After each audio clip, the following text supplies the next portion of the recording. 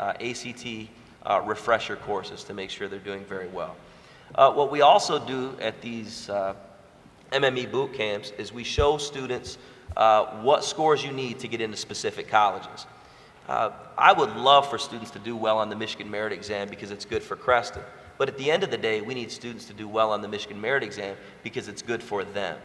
And we actually showed them what scores you need to get into specific universities, what's the passing mark, and I referred to that before, being at 18. So those are some things that we are doing at Creston. But lastly, we got really specific, and it was alluded to earlier about the data review that's taking place in many of our buildings.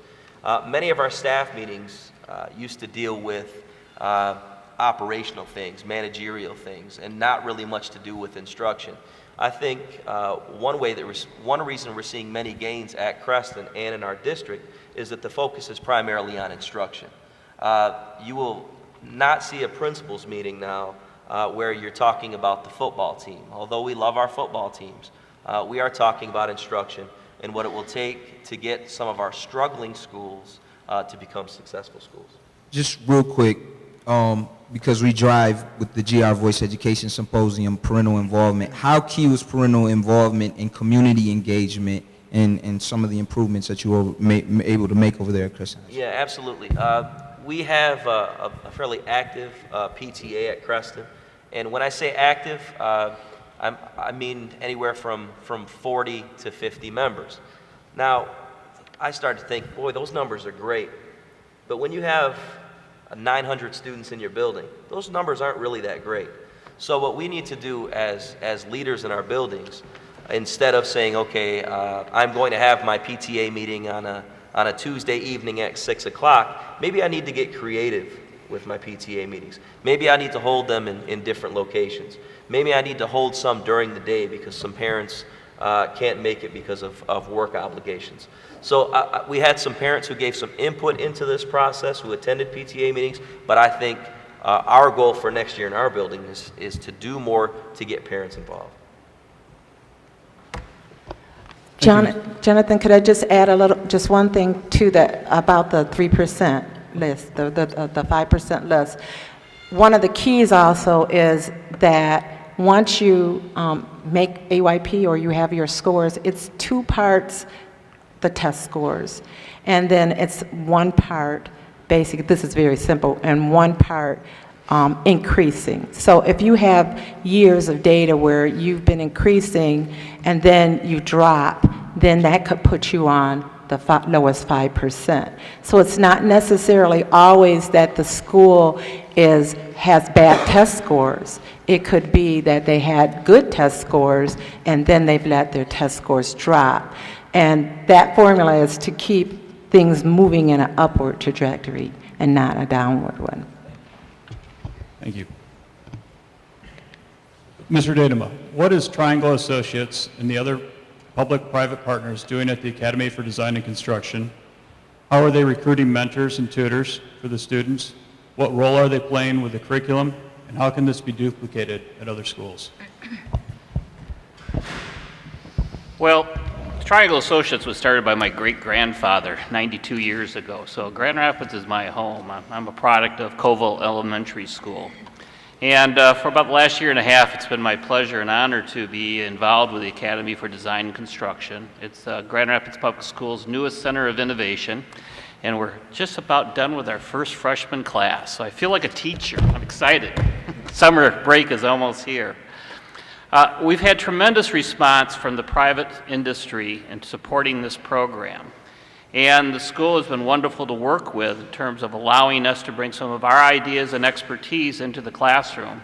And yet at the same time, our #1 goal is to empower the teachers to teach the students. That's their jobs. Our job is to provide guidance and direction, and in some cases, a lot of more detail than that.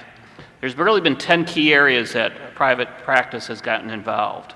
First is the involvement on the advisory council, which sets up the overall goals, the committee structures, and the accountability standards for the program. The curriculum committee has been probably a key committee, a fun one I've been involved with. We actually have industry experts that are developing classroom materials and teaching modules in 8 core areas. First is urban planning, architectural design, interior design, space planning, trying to take advantage of some of our resources with the furniture industry, engineering, mechanical, electrical, structural, civil, commercial construction, which is my background, residential construction, trade construction, and we wrap this all around with an element of sustainability, which we bring into each and every one of these 8 core areas. So it's a pretty broad area that we're involving these students with. Now, in fact, this first year, which is based on exploration and understanding, there weren't any textbooks out there. So we actually had to come up with our own customized programs, and in many cases actually wrote the teaching modules and the in-classroom interactive assignments to get the students active and involved. Learning today is a little different from when I grew up, and I won't tell you how many years ago I was at Koval, but you got to get these kids involved, and that was the first thing I had to learn as an industry person, so how do we get our students engaged and involved and into that learning environment. Now, the ADC has also, I think, got a little bit of a reputation of being the program where you get to go on a lot of field trips. And the private industry partners have been wonderful, opening up their offices for our tours of architectural engineering firms, tours of construction sites, and we've used our own environment as a way to teach the students some of the learning lessons that we wanted them to get engaged. Our world is our learning environment. And by teaching the students to go into the environment and see and practice some of the ideas that we've been teaching in the classroom, I think has been very powerful. We're also working with Higher Education Task Force, working with local colleges and universities to make sure that our curriculum is aligned with those skill sets that the universities feel the students need so that if they graduate from the program and go on to secondary education, they will have success. Perhaps the most looked upon or the most beneficial program has been the mentorship program. We actually, for about 75 students, had around 30 to 35 mentors. That gave us a ratio of around 1 to 2. And the students every 2 weeks just had a great experience sitting down with their mentors who worked with them on some of their assignments, but more importantly, gave them encouragement and let them know that there was somebody out there that was really interested in their success. Our goal is to have the mentors stay with those same students for their entire 4 years in the academy. Currently, we're working on internship opportunities for 11th and 12th grade students. We've also have created a scholarship committee with the goal of creating 15 scholarships so graduates from the program can get started in higher education. We've already implemented, this will be the second year, a fundraising activity to kind of create a miscellaneous fund.